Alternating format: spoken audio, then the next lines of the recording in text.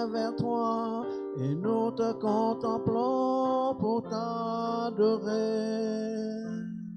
Nous levons nos mains vers toi et nous te contemplons pour t'adorer, Jésus. T'adorer, te louer, Seigneur. Prions. Oui, Seigneur, nous sommes venus dans ta maison, là où tu nous accueilles, là où tu nous attends, là où tu veux nous dire combien tu nous aimes, là où tu veux nous apprendre à t'aimer, à te servir et à t'obéir. Nous sommes là ce matin, Seigneur, pour t'écouter, pour écouter ton serviteur à qui tu as donné un message pour nous, pour chanter tes louanges et pour te glorifier. Merci de nous accueillir ici, dans ce lieu, ce matin. Merci de bénir chacun de nous. Et merci de bénir ceux qui n'ont pas pu venir, ceux qui sont en vacances, Seigneur, ou ceux qui sont malades. Que chacun ressente ta présence et goûte à ta bénédiction et à ta grâce en ce moment. En Jésus-Christ, nous te prions. Amen. Vous pouvez vous asseoir. Oui, nous sommes venus dans la présence du Seigneur en réponse à son appel. À travers les paroles du prophète Ésaïe, il nous dit « Venez, vous qui avez soif, venez chercher de l'eau, et même vous qui n'avez pas d'argent, venez acheter et manger. Venez acheter sans argent, oui, sans rien payer, du vin, du lait. Pourquoi dépenserez-vous votre argent pour payer ce qui ne nourrit pas? Pourquoi travaillez-vous pour une nourriture qui ne rassasie pas? Écoutez, écoutez-moi, oui, et vous vivrez. Vous mangerez ce qui est bon, et vous vous délecterez d'aliments savoureux. Tendez l'oreille, venez à moi, écoutez-moi, et vous vivrez. Car je conclurai avec vous une alliance éternelle. J'accomplirai pour vous, avec fidélité, les œuvres bienveillantes que j'ai promises à David. Oui, lorsque nous venons auprès du Seigneur, il nous fait goûter à des choses merveilleuses. Ce ne sont pas des aliments qui vont nourrir notre corps, mais qui vont nourrir notre esprit, notre âme. Cette partie qui est en permanence en contact avec notre Dieu et qui nous aidera à toujours l'honorer et à le glorifier. Alors je vous invite à louer le nom de l'Éternel pour cela. Je loue ton nom éternel. Je vous prie de vous lever.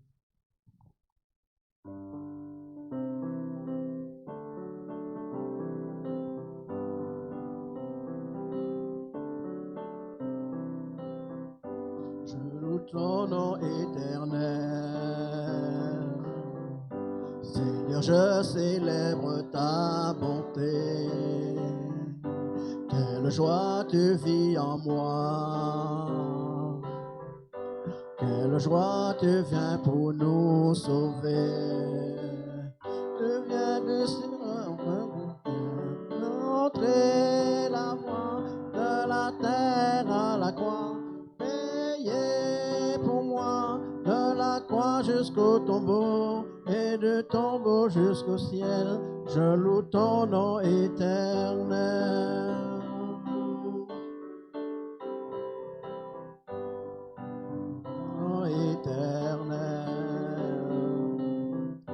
Seigneur, je célèbre ta bonté.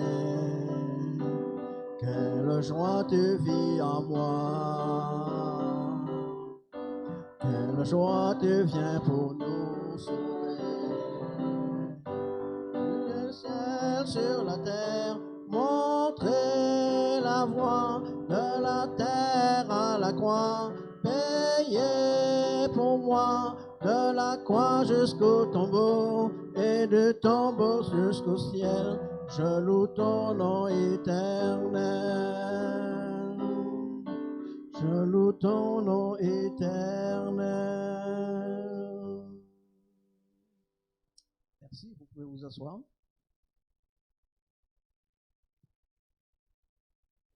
Un pharisien qui pensait piéger Jésus lui pose la question: quel est le plus grand commandement? Mais Jésus connaissait son cœur et sa pensée. Il lui répond, voici le commandement le plus important. Écoute Israël, le Seigneur est notre Dieu. Il est le seul Dieu.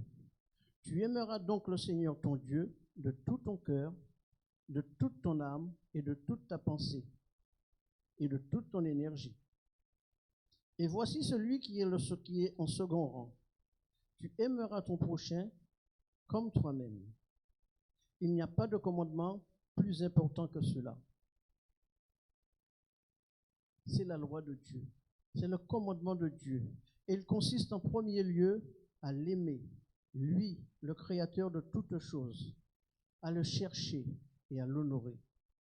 Ensuite, il nous commande à aimer notre prochain, tous ceux qui, comme nous, sont créés à l'image de Dieu et sont au bénéfice de son amour et de sa grâce. Dieu ne nous demande pas de faire des choses pour que nous puissions être dans sa volonté. Il nous demande simplement d'aimer, de l'aimer lui en premier, ce qui nous permettra d'aimer notre prochain.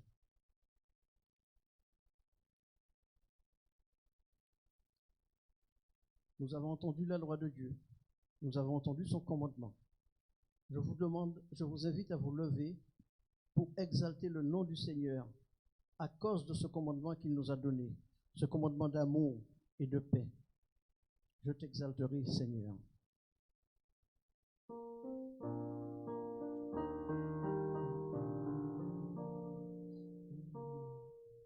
Je t'exalterai, Seigneur, parmi toutes les nations. Je célébrerai, je chanterai ta gloire. Par ton immense amour s'élève jusqu'aux nues. Ta fidélité jusqu'aux cieux. Seigneur, élève-toi au-dessus des cieux, que ta gloire remplisse l'univers. Seigneur, élève-toi au-dessus des cieux, que ta gloire remplisse l'univers.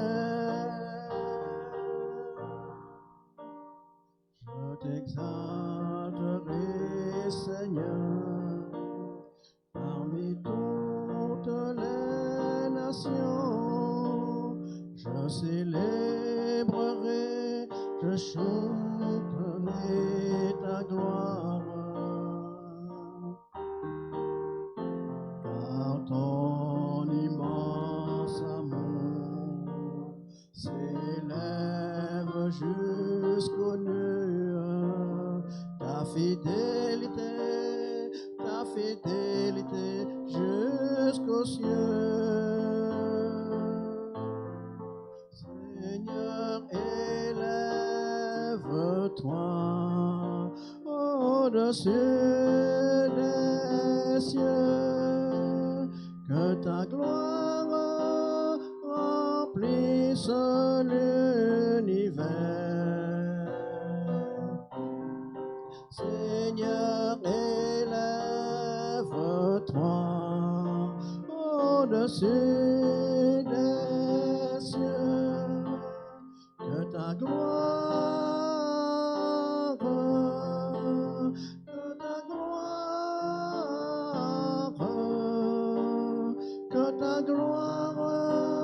remplisse l'univers.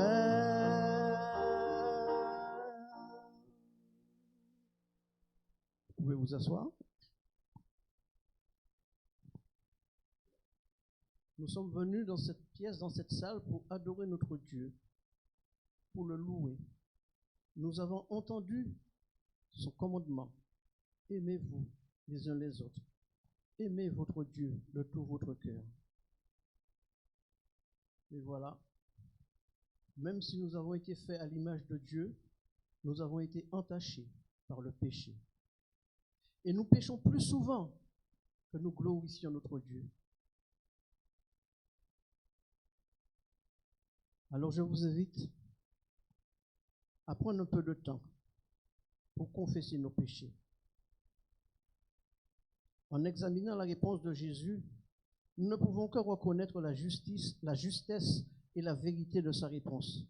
En effet, en aimant Dieu, nous pouvons aimer les autres et déclarons que la loi est ainsi bonne.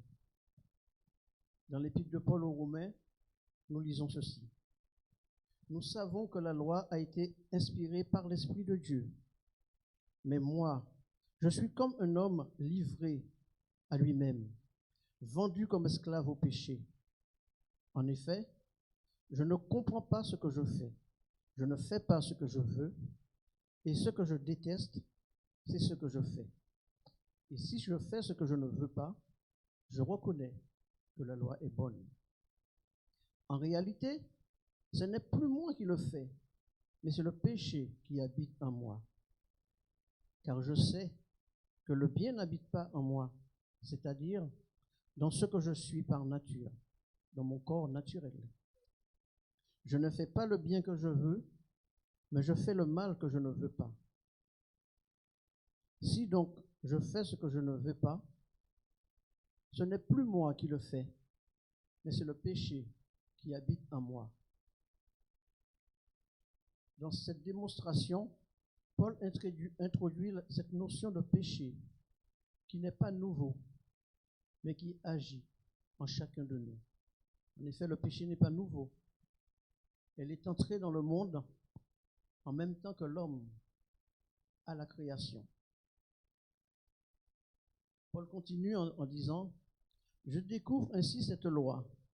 Lorsque je veux faire le bien, c'est le mal qui est à ma portée. Dans mon être intérieur, je prends plaisir à la loi de Dieu. Mais je vois bien qu'une autre loi est à l'œuvre dans mon corps. Elle combat la loi qu'approuve ma raison. Et elle fait de moi le prisonnier de la loi, du péché qui agit dans mes membres. » Et Paul pousse ce cri de détresse. « Malheureux que je suis, qui me délivrera de ce corps voué à la mort ?» Mais la réponse est très édifiante. Dieu soit loué, car c'est par Jésus-Christ, notre Sauveur, notre Seigneur, que nous sommes délivrés de ce corps de mort, de ce corps de péché. Le constat de Paul, selon lequel tous nos efforts pour faire le bien sont inutiles, n'est pas sans appel. Mais il proclame que nous pouvons obtenir la victoire par Jésus-Christ. Alors prenons quelques instants pour confesser humblement devant Dieu nos péchés. La confession du péché, c'est quelque chose de personnel. Si dans quelques épîtres, dans quelques passages, Paul dit « confessez-vous les uns aux autres », mais c'est d'abord quelque chose de personnel et d'individuel. Alors prenons le temps, chacun devant notre Seigneur ce matin, pour lui dire nos fautes. N'essayons pas de cacher quelque chose, le Seigneur le voit. Dites-lui simplement, sincèrement, honnêtement, ce que nous avons de mauvais en nous, confessons-le lui et il nous accordera son pardon.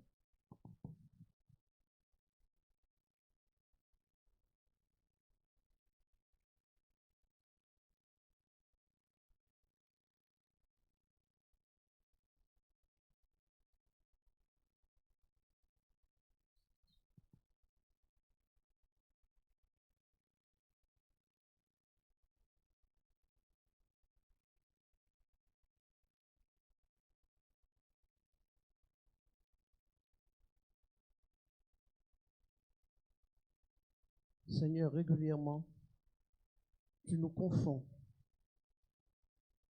à cause de nos péchés. Et nous devons reconnaître, Seigneur, que nous sommes incapables de faire ta volonté. Nous sommes incapables d'aimer comme tu nous le demandes, de t'aimer comme tu nous le demandes. Alors ce matin, nous voulons nous humilier devant toi. Et dans la sincérité de nos cœurs, nous voulons te demander pardon. Pardon pour nos faiblesses, pardon pour nos chutes, pardon pour nos manquements. Et nous voulons accueillir ce pardon parce que tu nous as promis de nous pardonner sans rien nous demander de plus si nous venons sincèrement et humblement te confesser nos fautes. Elles sont à tes pieds maintenant, Seigneur. Que le sang de Jésus-Christ coule, qui a coulé, nous purifie et nous lave de ses péchés et nous rend dignes d'être devant toi maintenant et que notre adoration monte jusqu'à toi. Amen. Dans le livre d'Osée, nous lisons « Et nous ne dirons plus à l'ouvrage de nos mains, notre Dieu ». C'est-à-dire, puisque l'Éternel l'a interdit déjà, nous ne pouvons pas dire à une statue, à quelque chose que nous aurons fabriqué, notre Dieu. Car c'est auprès de toi que l'orphelin trouve compassion.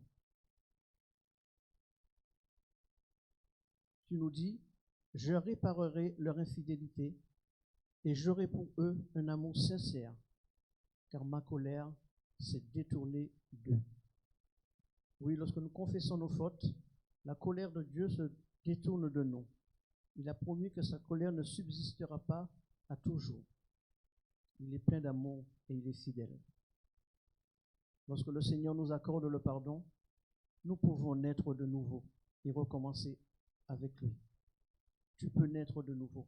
Je vous invite à vous lever.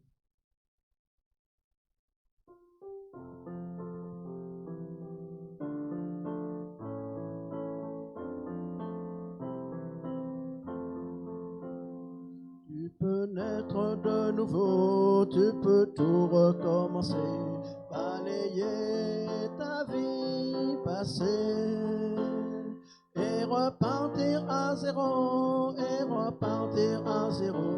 avec Jésus pour berger. Et repartir à zéro, avec Jésus pour berger. Tu peux boire de cette eau, source de la pureté, source de la vérité. Tu peux boire de cette eau, source de l'éternité. Tu peux boire de cette eau, source de l'éternité. Tu peux être pardonné pour tous tes péchés passés, car Jésus a tout payé. Tu peux recevoir la paix, source de la liberté. Et repartir à zéro, avec Jésus pour berger. Merci, vous pouvez vous asseoir. Ce matin, nous avons entendu la loi de Dieu et reconnu que nous sommes incapables de satisfaire à ses exigences. Maintenant, avec un cœur purifié, nous pouvons lui adresser nos louanges et notre adoration. Comme le dit le psalmiste au psaume 22, « Je publierai ton nom parmi mes frères, je te célébrerai au milieu de l'assemblée. Vous qui craignez l'Éternel, louez-le. Vous tous, postérité de Jacob, glorifiez-le. Tremblez devant lui, vous tous, postérité d'Israël. » Lorsqu'il dit trembler devant lui, ce n'est pas trembler de terreur, ce n'est pas trembler de peur, mais c'est juste frissonner devant la grandeur de ce Dieu. Car il n'a ni mépris, ni dédain pour la peine du misérable. Il ne lui cache point sa face, mais il l'écoute quand il crie à lui. Alors je vous invite avec 2 cantiques, à donner gloire à Dieu, à louer son nom, à lui dire combien nous sommes reconnaissants qu'il soit notre Dieu et notre Père. Tout d'abord, vers toi, Seigneur. Je vous invite à vous lever.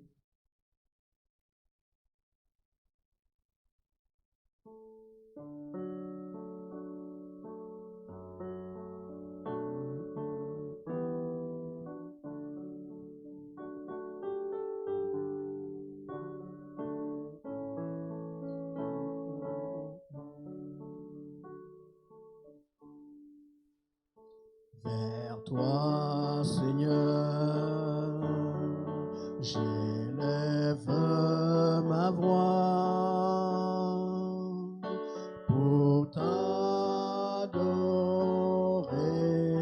mon Sauveur, mon roi.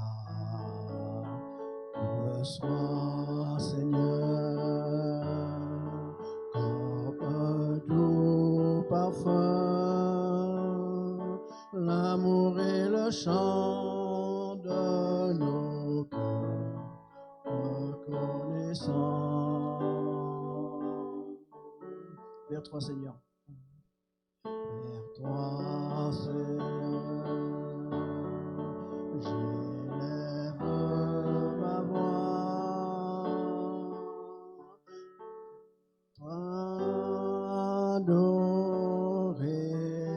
mon Sauveur, mon roi. Reçois, Seigneur, comme un doux parfum, l'amour et le chant de nos cœurs reconnaissants. Et ensuite, Rédempteur du monde, pour louer Jésus-Christ d'être venu jusqu'à nous et d'avoir donné sa vie sur la croix en rémission pour nos péchés.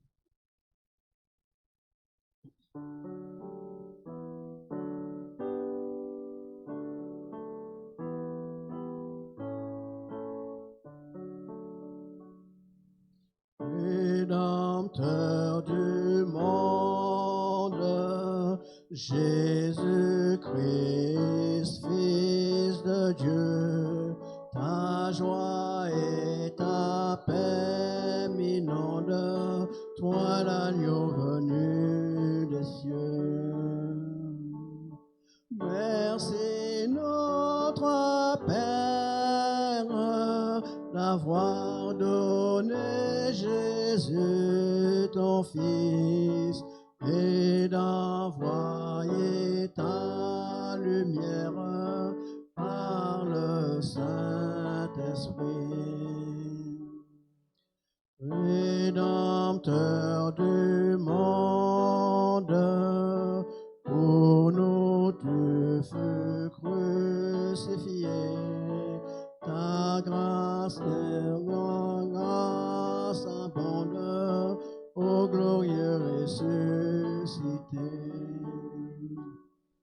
Merci notre Père d'avoir donné Jésus ton Fils et d'envoyer ta lumière par le Saint-Esprit. Un jour dans la gloire, je verrai ta face, je vivrai sous ton regard, sauvé par sa grâce. Merci notre Père d'avoir donné Jésus ton Fils et d'envoyer ta lumière par le Saint-Esprit. Je vous invite à rester debout pour écouter notre confession de foi. Je crois en Dieu, le Père Tout-Puissant, Créateur du ciel et de la terre. Je crois en Jésus-Christ, son Fils unique, notre Seigneur, qui a été conçu du Saint-Esprit, qui est né de la Vierge Marie. Il a souffert sous Ponce Pilate. Il a été crucifié. Il est mort. Il a été enseveli. Il est descendu au séjour des morts. Le troisième jour, il est ressuscité des morts. Il est monté au ciel. Il siège à la droite de Dieu, le Père Tout-Puissant, d'où il viendra pour juger les vivants et les morts. Je crois en l'Esprit Saint. Je crois à la Sainte Église universelle, à la communion des saints, à la rémission des péchés, à la résurrection de la chair, à la vie éternelle. Amen. Jésus, notre Rédempteur, est vivant aujourd'hui. Il est auprès du Père et il intercède pour nous. Nous n'avons que lui dans le ciel pour intercéder pour nous. Je vous invite à le chanter. Je n'ai que toi.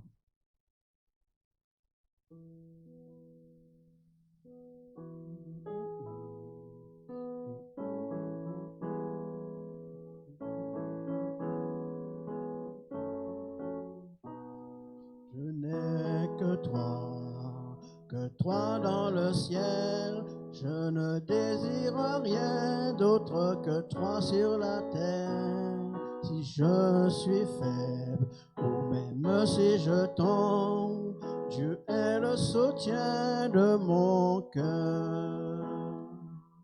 Dieu, tu es le soutien de mon cœur, mon héritage et mon plus grand bien.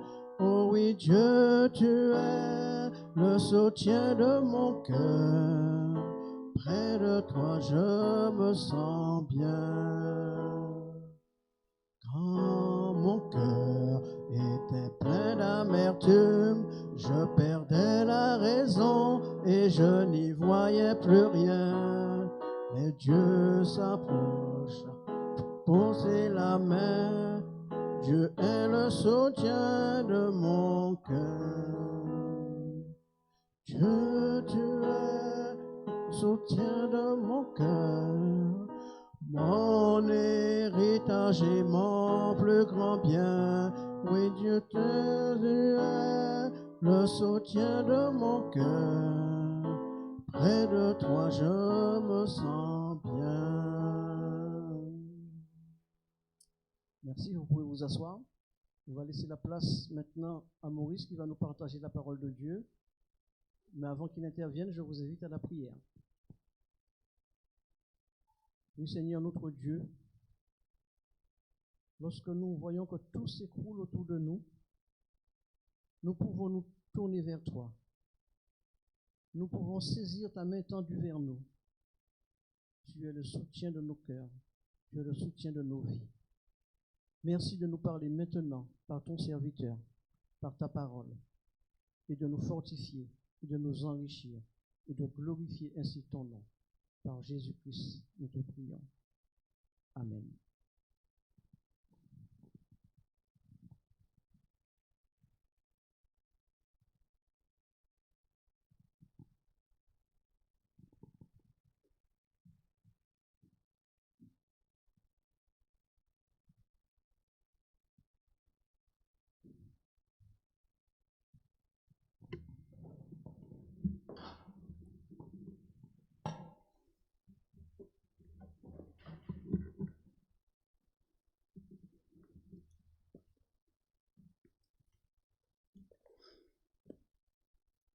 Bonjour à chacun.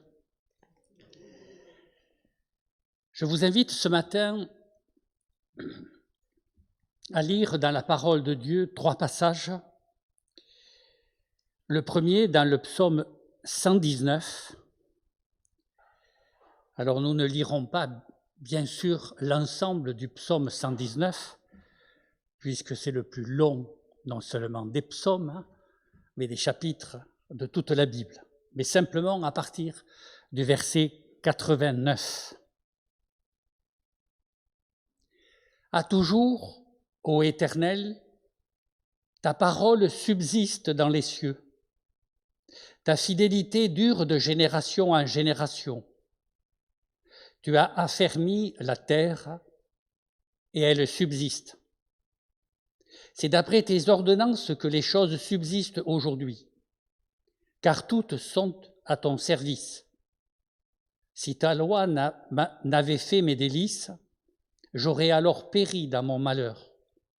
Je n'oublierai jamais tes statuts, car pour eux, tu me fais vivre. Je suis à toi, sauve-moi. Car je cherche tes statuts. Des méchants m'attendent pour me faire périr. Je suis attentif à tes préceptes. Je vois une fin à tout ce qui est parfait. Ton commandement est d'une ampleur sans limite.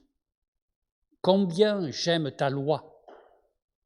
Elle est tout le jour ma méditation. Et dans le Nouveau Testament, 2 passages. Dans la première épître de Paul aux Corinthiens, au chapitre 10, à partir du premier verset. 1 Corinthiens, chapitre 10, à partir du premier verset.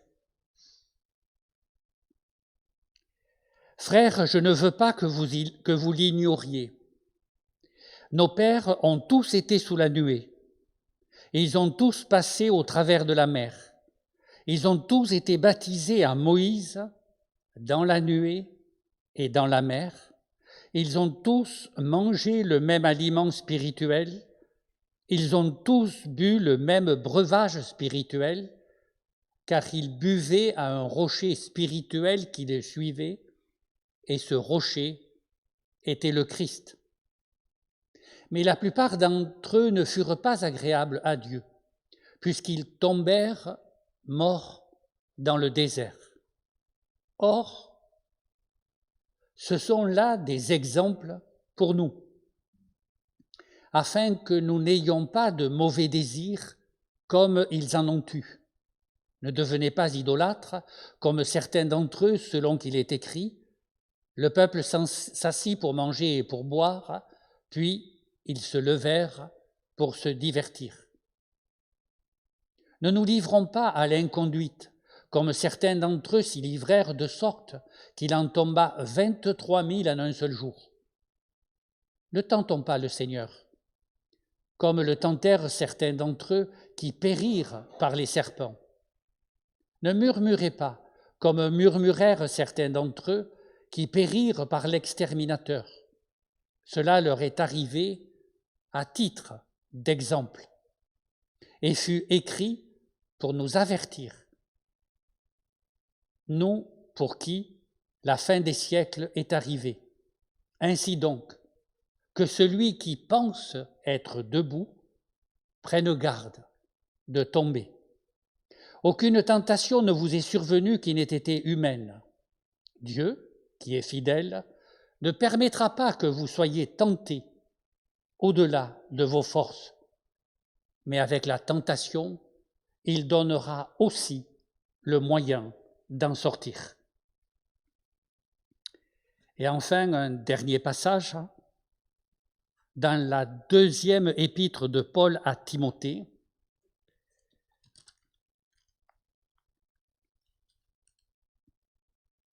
chapitre 3, verset 14.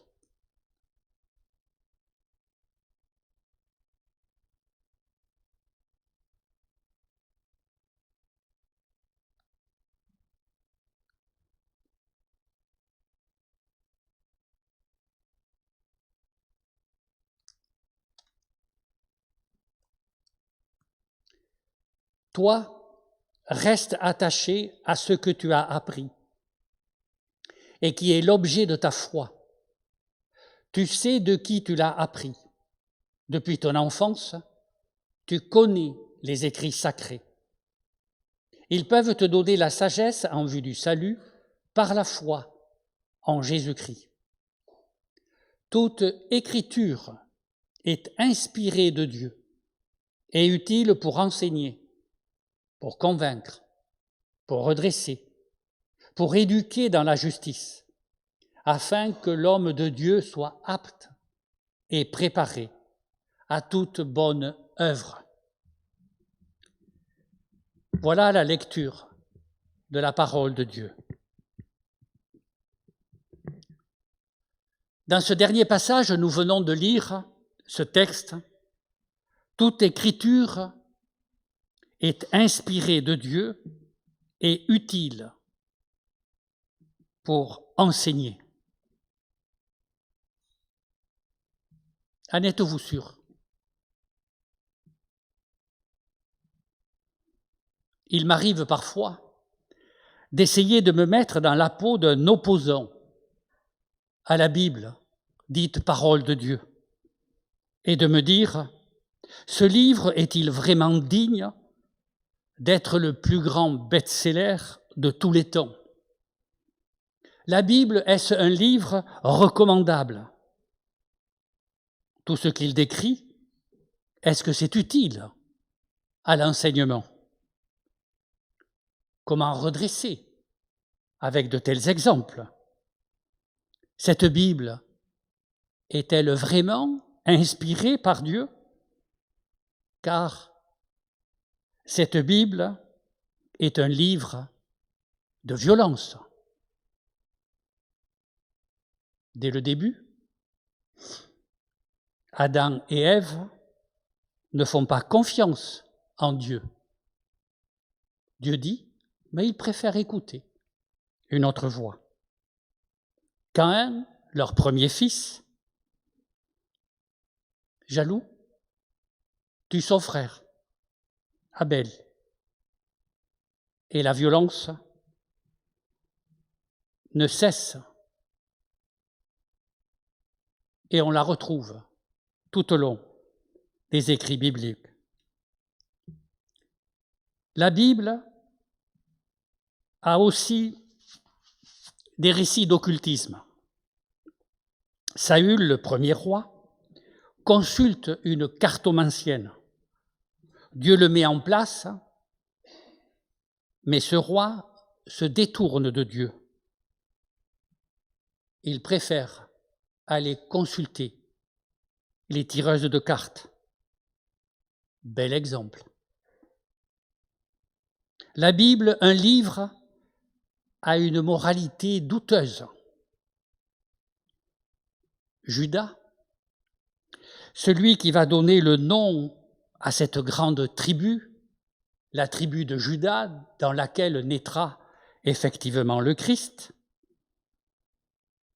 se dénommer Judas, va vers une prostituée. De plus, elle est en réalité sa belle-fille, Tamar. De cette union naîtra 2 enfants, Pérez et Zérat.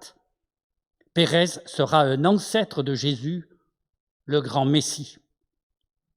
Dans 2 autres récits, il est raconté qu'à la place de livrer un étranger de passage, on préfère donner une jeune fille vierge ou sa concubine.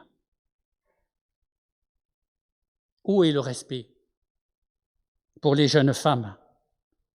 N'est-ce pas scandaleux? Un autre texte, le Cantique des Cantiques, exalte l'érotisme du roi et de sa future.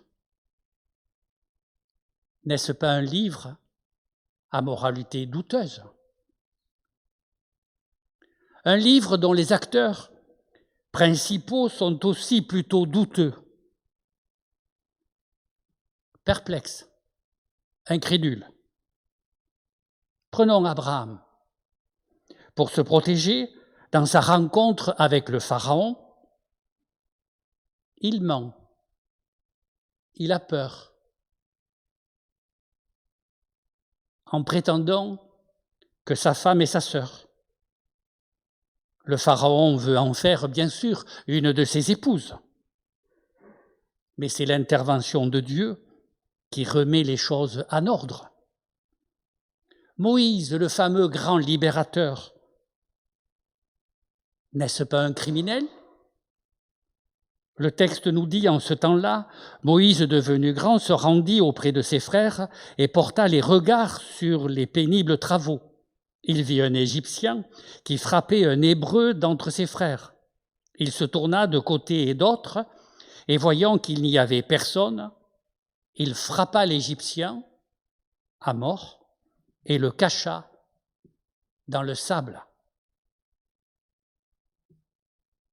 Il échappe à la prison et peut-être à la mort par un exil qui va durer 40 ans. Cet exil, entre parenthèses, sera pour lui très formateur. David, l'autre grand personnage de l'Écriture, flash sur une jolie femme. Il l'a fait chercher, couche avec elle, elle est enceinte. Il fait venir son mari pour faire croire que cet enfant n'est pas de David, mais de son mari. Mais ce mari revient, mais ne marche pas dans cette combine. Alors David l'envoie au front en première ligne, et là, il est tué. David élimine donc son mari et peut faire de Bathsheba sa femme. Le plus grand roi, Salomon, le texte biblique nous dit qu'il avait 800 femmes et 300 concubines qui l'entraînent vers l'idolâtrie. Venons au Nouveau Testament. Le grand maître, Jésus, il se choisit 12 disciples. L'un, celui que l'on prétend être le premier, le trahit. Non, je ne le connais pas. Un autre, Judas, le trésorier, le vend pour une certaine somme d'argent.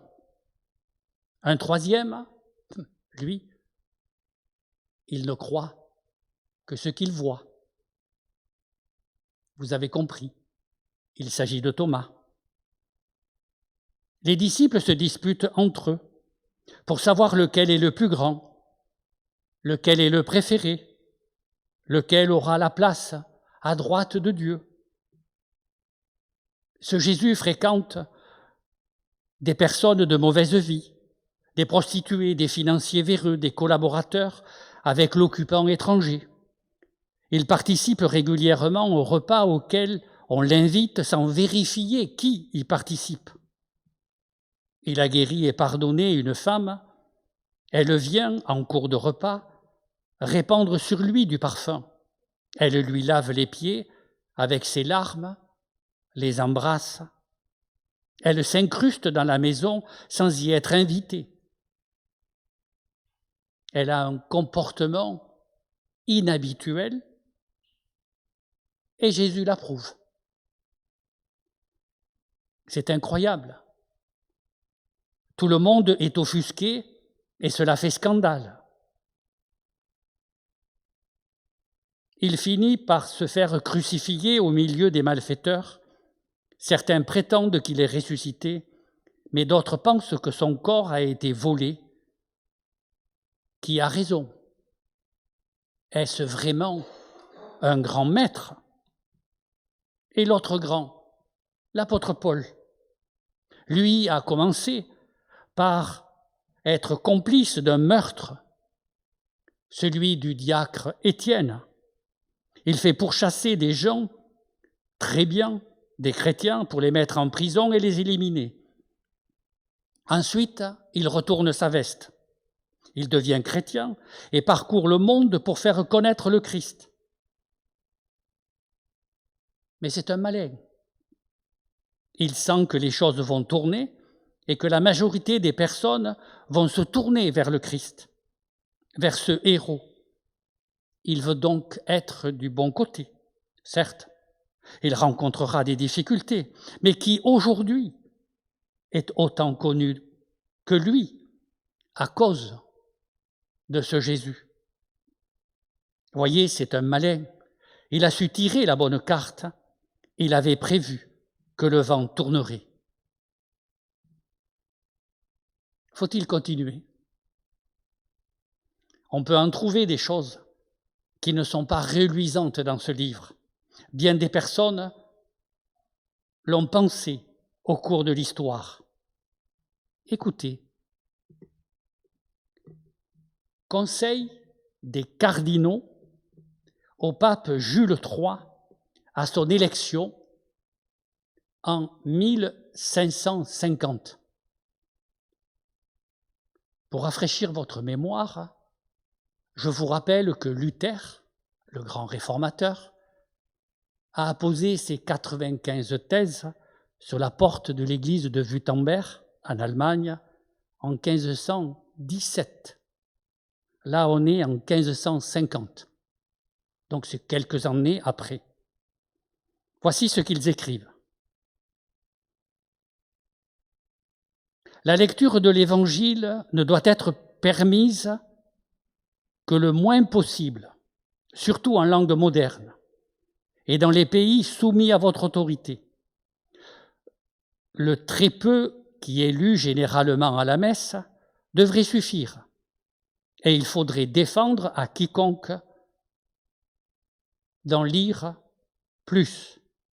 Tant que le peuple s'en contentera, vos intérêts prospéreront. Mais dès l'instant qu'on voudra en lire plus, vos intérêts commenceront à en souffrir. Voilà le livre qui, plus qu'aucun autre, provoquera contre nous les rébellions, les tempêtes qui ont risqué de nous perdre. En effet, quiconque examine diligemment l'enseignement de la Bible et la compare à ce qui se passe dans nos églises trouvera bien vite les contradictions et verra que nos enseignements s'écartent souvent de celles de la Bible et plus souvent encore s'opposent à celle-ci. Si le peuple se rend compte de ceci, il nous provoquera jusqu'à ce que tout soit révélé et alors nous deviendrons l'objet de la dérision et de la haine universelle. Il est donc nécessaire que la Bible soit enlevée et dérobée des mains du peuple avec zèle, toutefois sans provoquer de tumulte.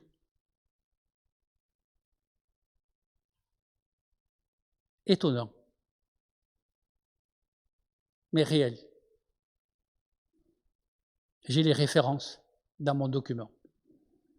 Heureusement qu'aujourd'hui, ce n'est plus l'attitude des responsables de l'Église catholique. Depuis Vatican II, l'attitude à l'égard de la Bible a complètement changé. Elle devient effectivement la source pour la vie spirituelle, pour la vie avec Dieu et pour sa gloire. Mais il me reste encore une question à voir. Est-ce un livre à mettre entre toutes les mains, entre les mains de tout le monde? Dans une rencontre œcuménique, j'ai entendu un prêtre orthodoxe comprendre cette parole de Jésus. Ne donnez pas ce qui est sain aux chiens et ne jetez pas vos perles aux pourceaux. C'est un texte de Matthieu, chapitre 7, verset 6. Il l'interprète comme un ordre de ne pas remettre la Bible entre toutes les mains des enfants et surtout des adolescents si influents. Leur donner peut-être en supprimant quelques pages. Oui. J'ai bien entendu, j'étais présent, et cela a entraîné des discussions un peu vives après la rencontre. Alors, mais ne tirons pas à boulet rouge sur les autres. la Bible censurée par des chrétiens avec de très bonnes intentions. Alors que nous faisions ici même une série sur Joseph, j'ai pris le texte situé au milieu des récits qui décrivent le cheminement de Joseph. Mais vous n'avez peut-être pas remarqué, au milieu de ce cheminement, il y a ce fameux chapitre de Judas auquel j'ai fait référence, avec Tamar. Et j'ai fait donc lire ce récit de Tamar qui s'est prostituée et de Judas. Et je l'ai fait lire par une jeune fille qui avait quoi, 18 ou 19 ans, puisque c'est bien de faire lire les textes par d'autres personnes. J'ai suscité un scandale. Faire lire un tel texte par une jeune fille, c'est inadmissible. C'est une dame que je respectais ô combien, qui m'a très fortement interpellé à la sortie du temple. Y a-t-il en effet des textes que des personnes ne devraient pas lire, auxquels il faudrait mettre des âges interdits au moins de 10 ans, interdits au moins de 18 ans, comme on le fait pour certains films ou certaines autres émissions. Je parle de la réalité, là. Non, bien sûr. La Bible, ce n'est pas un livre qui décrit que ce qui est pur, que ce qui est saint dans le sens de parfait. Car au fond, qu'en ferions-nous? Nous devrions considérer qu'il n'est pas pour nous, ce livre, que cette Bible ne nous concerne pas, car nous ne sommes ni purs, ni saints, bien sûr dans le sens de parfait. On est saint dans le sens de mise à part pour Dieu. Comme l'a rappelé Sylvère tout à l'heure, effectivement, le péché habite effectivement en nous. La Bible, ce n'est pas un livre à l'eau de rose. La Bible ne décrit pas que les choses dites spirituelles, celles qui concernent l'action de l'Esprit de Dieu, comme les fruits de l'Esprit, l'amour, la joie, la paix, et j'en passe, ou celles qui sont au ciel et qui concernent Dieu lui-même et son monde. Nous devrions considérer que la Bible n'est pas pour nous, car nous sommes, nous, sur la terre, et pas encore au ciel. Nous sommes aussi faits de poussière, des humains, quoi, mais des humains que Dieu a voulu créer à son image, mais des humains dont le mal habite en nous. Et ces textes bibliques nous le rappellent, tous sont péchés et sont privés de la gloire de Dieu. Seule la foi en l'œuvre du Christ nous accorde le pardon et nous permet de vivre pour sa gloire. La Bible est ce livre qui décrit la présence de Dieu sur la terre des humains, l'action de Dieu dans la vie d'hommes et de femmes, dans la vie d'un peuple, le peuple d'Israël, et ensuite le peuple de l'Église. La Bible est un livre réaliste qui parle sans tabou du comportement humain tel qu'il se produit. Il ne glisse pas sous le tapis la poussière et des choses effectivement plus graves. Il le révèle. Il ne dissimule pas les faiblesses humaines en raison du mal présent dans leur vie et dans ce monde. La Bible en parle pour nous montrer qui est Dieu son amour et sa grâce, et comment Dieu accompagne les humains malgré leurs erreurs et leurs trahisons. Ainsi, tout ce qui s'y trouve est très riche en enseignements, utile pour notre instruction. Et c'est l'enseignement de l'apôtre Paul. C'est la raison pour laquelle j'ai lu ce texte de la première épître aux Corinthiens. Écoutez, « Frères, je ne veux pas que vous l'ignoriez. Nos pères ont tous été sous la nuée et ont traversé la mer, et ainsi de suite. En d'autres termes, Dieu était avec eux. Il les a délivrés de l'esclavage d'Égypte. Il les a délivrés de l'armée égyptienne en ouvrant la mer. Il les conduit dans le désert jusqu'à la terre promise. » C'est merveilleux, oui. Mais comment ce peuple, qui a connu de telles choses, va se comporter quelques mois, quelques années après? Au verset 6, Paul dit « Or, ce sont là des exemples pour nous, afin que nous n'ayons pas de mauvais désirs. » La description de ces événements nous servent d'abord d'avertissement. Ne devenez pas idolâtres. N'adorez pas les faux dieux. Ne soyez pas superstitieux. Ne nous livrons pas à l'inconduite, l'immoralité, l'incrédulité. Ne remettons pas en cause la parole du Seigneur. Respectons les règles fixées par Dieu. Ne tentons pas le Seigneur, ne provoquons pas le Seigneur, ne murmurez pas contre lui, ne nous plaignons pas en pensant qu'il nous a abandonnés. Et ne croyez pas que vous êtes meilleurs qu'eux. Et la parole le rappelle, que celui qui pense être debout prenne garde de tomber.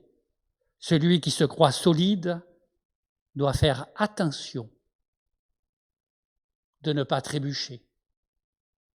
Celui qui pense avoir une foi solide, attention, il risque de trouver le doute et la difficulté dans sa relation avec Dieu. Ces textes nous rappellent cela et que l'on risque de ne pas continuer à faire confiance en Dieu. Mais ces textes aussi contiennent ô combien des promesses. Dieu est fidèle. Et cette fidélité se voit en particulier en suivant la vie du peuple d'Israël. Des responsables et un peuple infidèle, et pourtant, Dieu l'a supporté.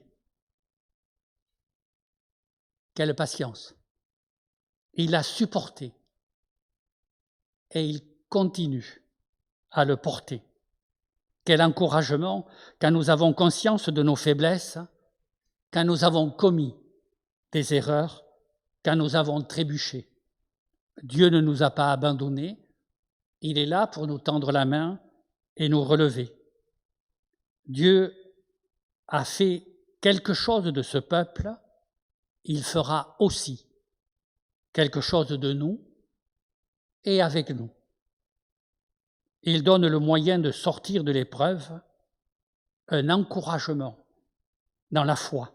Aucune tentation, aucune épreuve. En grec, c'est le même mot.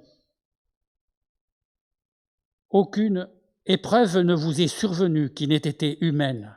Dieu est fidèle et ne permettra pas que vous soyez tentés au-delà de vos forces. Mais avec la tentation, il donnera aussi le moyen d'en sortir pour que vous puissiez la supporter. Quel encouragement, et en particulier dans les temps d'épreuve. Et cette parole a été pour moi, à une certaine période de ma vie, d'un grand encouragement. La parole est utile, donc, pour enseigner, pour convaincre, pour vivre en homme et femme de Dieu, en poursuivant de bonnes œuvres qui le glorifient, en produisant de bonnes œuvres qui le glorifient. Comme le dit l'apôtre Paul dans l'épître à Timothée que l'on a lu ensemble tout à l'heure. Puissions-nous dire avec le psalmiste, « J'aime ta loi, j'aime ta parole, elle est une lampe à mes pieds, une lumière sur le chemin de ma vie. C'est elle qui va me sortir des ténèbres. Elle est digne de confiance, elle est recommandable. » J'aurais pu utiliser d'autres arguments. Peut-être sera-ce l'objet d'une autre réflexion plus tard. D'autres arguments. Un livre unique, écrit par plus de 30 auteurs humains sur une longue période de 12 à 15 siècles, avec un thème constant, l'amour de Dieu pour les hommes. Il n'y en a pas d'autre. Un livre qui parle d'un sauveur unique, Jésus-Christ. Le salut ne se trouve en aucun autre, car il y a sous le ciel aucun autre nom par lequel nous puissions être sauvés, dit le livre des Actes.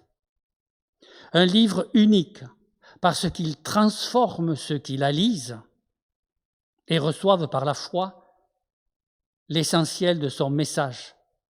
Car, nous dit cette parole, régénérés par la parole vivante et permanente de Dieu. C'est cette parole qui nous transforme, qui nous aide à sortir effectivement du mal, et c'est une preuve que cette parole est bien inspirée par Dieu et utile pour enseigner, pour comprendre, pour connaître, et ainsi de suite. Cette parole est celle qui vous a été annoncée par l'Évangile, dit l'apôtre Pierre dans sa première épître, au chapitre 1er, verset 23. Oui, la Bible est un livre recommandable qui a transformé nos vies et transforme ceux qui la reçoivent. Ne nous laissons pas décourager, continuons à nous en nourrir pour continuer à nous laisser transformer, pour pouvoir la partager avec les autres et pour vivre à la gloire de Dieu. Que le Seigneur nous en accorde la grâce. Amen. Je vous invite à vous lever pour chanter le 232.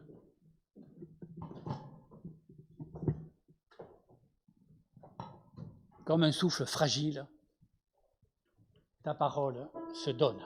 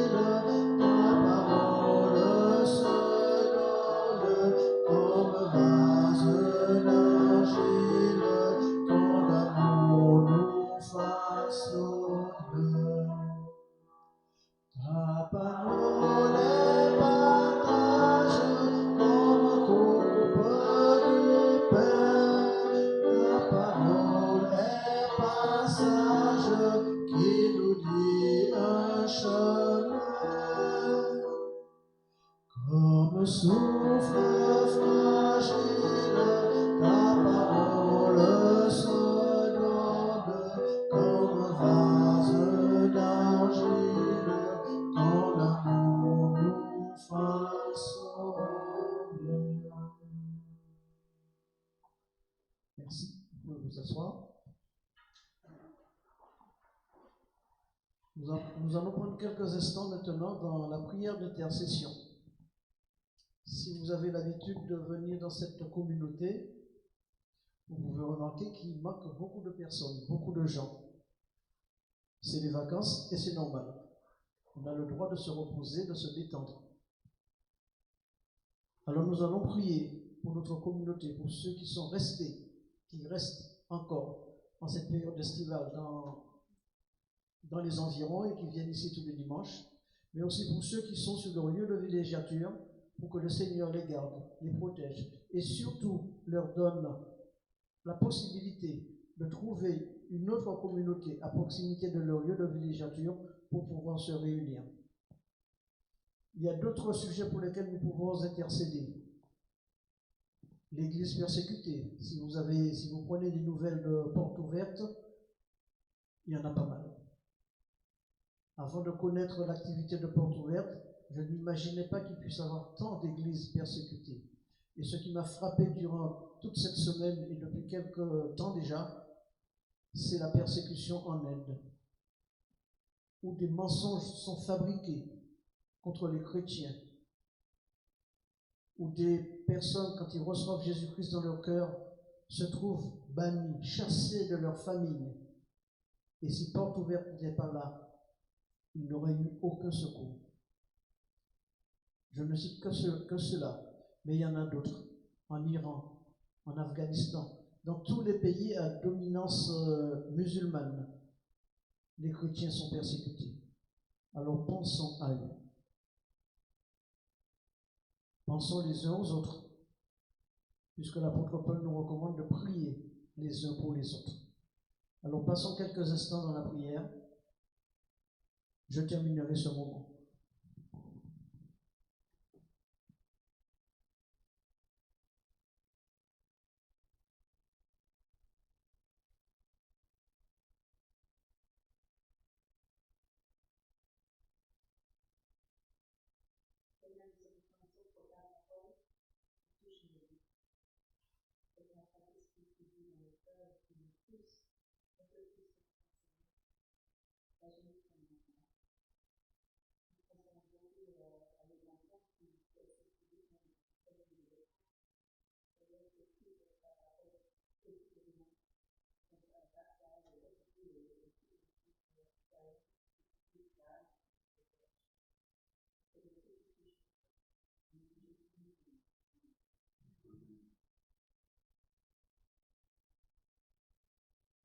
Merci Seigneur d'être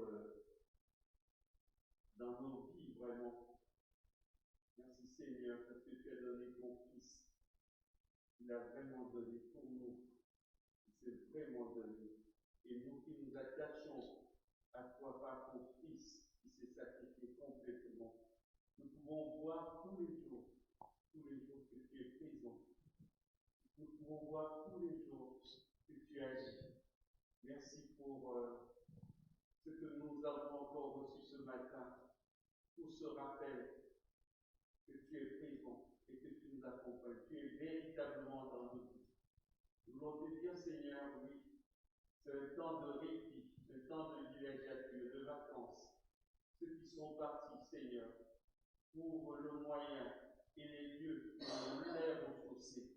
Ressource-les, donne-leur l'occasion et surtout qu'ils ne s'éloignent pas de toi. Seigneur, nous voulons te prier aussi pour nous qui sommes là, qui sommes encore là. Nous voulons te dire, Seigneur, oui, merci de continuer à nous nourrir. Merci de continuer à être présent. Nous voulons te présenter tous les frères et sœurs à travers le monde qui souffrent parce qu'ils te connaissent, qui souffrent, qui sont persécutés parce qu'ils s'approchent de toi. Nous voulons te dire, Seigneur, accueille, ouvre le moyen de leur donner Continue à nous encourager, à les soutenir aussi. Nous voulons te prier, vraiment, Seigneur, pense à eux. Et nous voulons te remettre maintenant, Seigneur, chacun d'entre nous, dans ses préoccupations particulières, que ce soit la santé, le travail, les relations personnelles, les relations de famille. Nous voulons te confier tout au pied de ta croix, Seigneur. Nous sommes là pour te dire, Seigneur, nous savons que rien ne vient à toi sans te y répondre. Seigneur, moi, je voudrais personnellement te dire juste merci pour ce que tu nous as montré encore hier. Parce que mon épouse, en voyageant, s'est trouvée mal à l'aise et à la sortie. C'est le salut qui l'a accompagné à l'hôpital. Mais tout s'est bien passé. Pourquoi? Parce que tu es là. Béni sois-tu, Seigneur, parce que tous les jours qui passent, tu nous montres que tu es là et que tu réponds à tes enfants. Gloire à ton nom, Père, au nom de Jésus-Christ. Amen. Amen.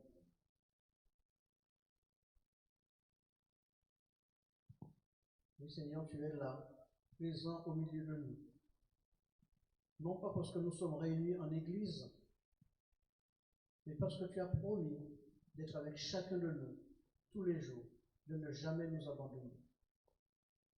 Nous te disons merci, Seigneur, de nous avoir donné ta parole ce matin et te prions qu'elle fasse ton œuvre dans nos cœurs, qu'elle produise des fruits pour la gloire de ton nom, qu'elle nous aide à grandir, à mieux te connaître, à mieux t'aimer, à mieux te servir. Tu as promis d'être avec nous tous les jours, Seigneur, et tu as promis de nous guérir de nos maladies, de nos souffrances. Nous voulons te présenter nos frères et sœurs qui sont dans la souffrance physique, morale, spirituelle. À tous les niveaux, Seigneur, nous souffrons. Nous souffrons parce que nous sommes dans un monde où tu as été rejeté, où tu as été banni. Alors nous subissons les conséquences de notre comportement, du rejet de ta personne, Seigneur. Tu nous as attirés à toi et aujourd'hui nous pouvons nous tourner vers toi pour te dire combien nous sommes reconnaissants de ce que tu as fait pour nous. Combien nous sommes reconnaissants de ce que tu fais pour tes enfants qui sont persécutés dans le monde. À chaque endroit où tes enfants sont persécutés, Seigneur, tu as placé d'autres de tes enfants qui sont là pour les aider, pour les encourager, pour les entourer. Nous te prions de soutenir la foi de tous ceux qui sont ainsi maltraités à cause de ta parole, à cause du choix qu'ils ont fait de te suivre et de te servir. Nous te prions, Seigneur, pour toutes les églises persécutées, pour que tu les fasses grandir, Seigneur. Au lieu que ce soit le plan des hommes qui s'accomplisse, que ce soit ton plan qui se réalise, Seigneur. Que l'Église grandisse et s'épanouisse au milieu de la persécution, au milieu de la souffrance. Car tu es victorieux. Tu as remporté la victoire à la croix. L'ennemi est lié. L'ennemi est vaincu. Nous sommes vainqueurs.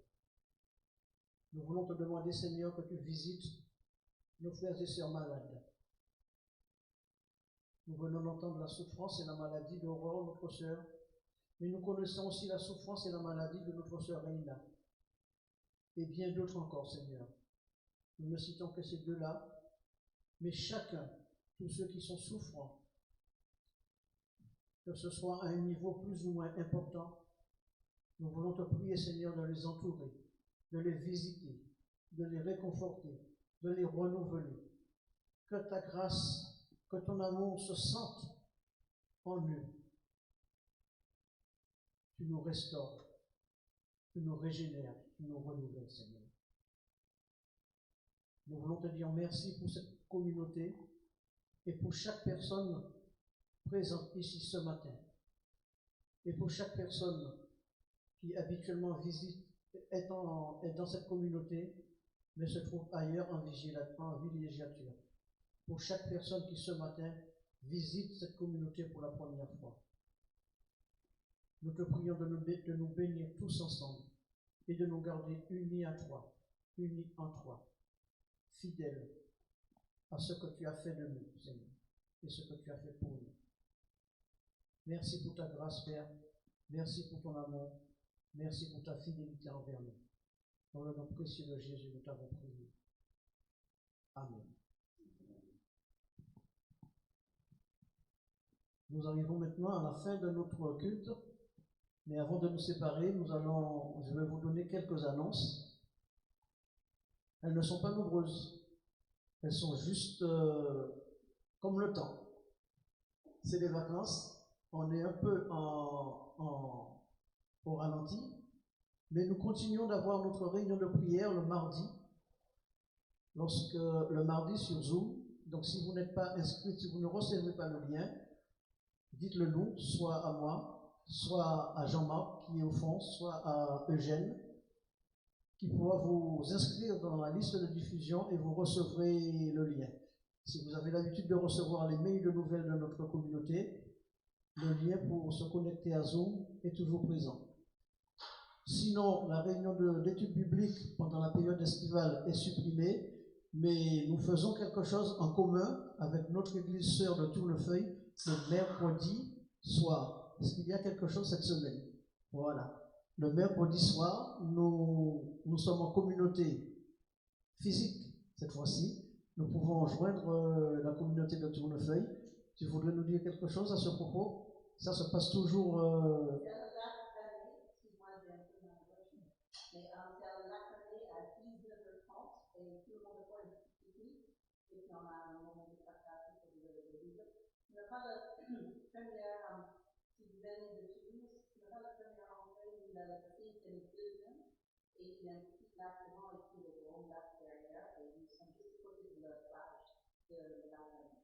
Voilà. Donc, ceux qui n'ont pas entendu, c'est à 19h au lac de 19h30, pardon, au lac de la Ramée.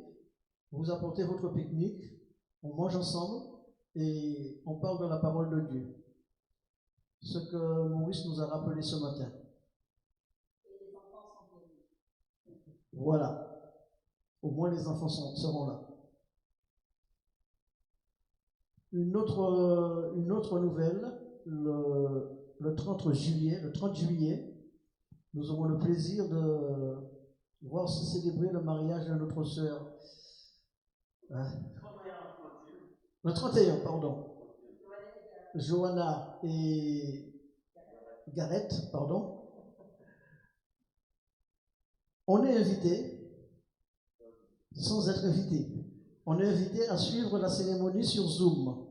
Donc, vous leur demandez comment se connecter sur Zoom le 31 juillet. Là, il n'y a pas de limite de place. Tout le monde peut se connecter et passer ce moment avec eux. Et leur souhaiter aussi un joyeux mariage. N'oubliez pas que notre communauté vit de vos dons. Vous pouvez faire des dons à la communauté soit par chèque, soit par virement, ou alors notre frère qui va passer dans les rangs pour recueillir ce que vous avez mis de côté pour le Seigneur. Ce n'est pas, bien sûr c'est à l'église que vous le donnez, mais c'est d'abord au Seigneur que vous le donnez. Donc je crois que c'est tout pour les annonces. Ah oui, les travaux. Puisque notre pasteur Pascal est sur le départ, entre le camp qu'il suit en ce moment et ses vacances personnelles, il est déjà parti. Donc le presbytère, la maison du pasteur est en rénovation et nous avons besoin de beaucoup de bras pour faire, c'est plus des travaux de peinture qu'il y a à faire. Donc il y a déjà 2 chambres qui sont totalement libérées et nous avons besoin de bras et de bonne volonté pour faire ces travaux de peinture.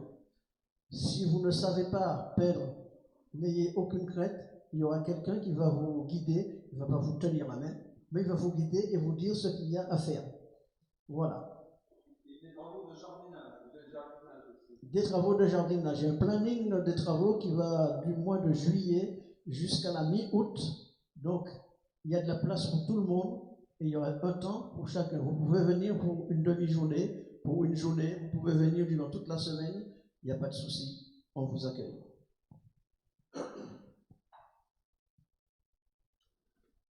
Donc, une dernière chose avant de nous envoyer, je veux dire un grand merci à Maurice pour sa parole. Et pendant qu'il prêchait, je me suis souvenu que, effectivement, la parole de Dieu est importante. C'est pour cela, dans la Bible, nous trouvons un psaume tout entier qui parle de la parole. Et c'est le plus grand psaume de la Bible, le psaume 119. Il ne parle que de la parole. Alors ce matin, avant de nous séparer et de chanter le dernier chant de nous séparer, je vais vous demander de vous lever et de recevoir l'exhortation qui se trouve aussi dans ce psaume, le psaume 119, verset 105. C'est l'un des derniers passages que Maurice nous a lu. Ta parole est une lampe à nos pieds et une lumière sur nos sentiers. Que la grâce, que la bonté, que la fidélité de notre Dieu nous accompagne chaque jour et nous garde unis en son nom, dans sa parole et dans sa grâce. Chantons Père, unis-nous tous.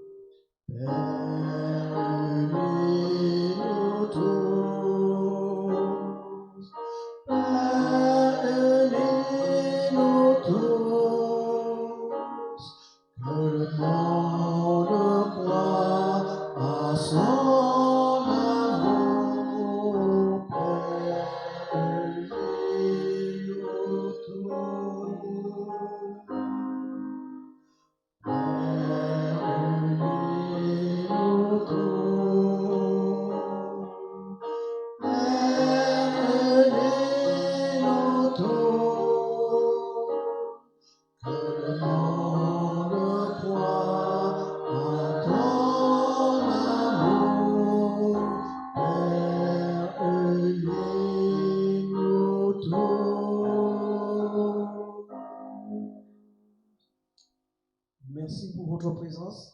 Bon dimanche à tous. La sortie de la salle se fait toujours par le couloir au fond.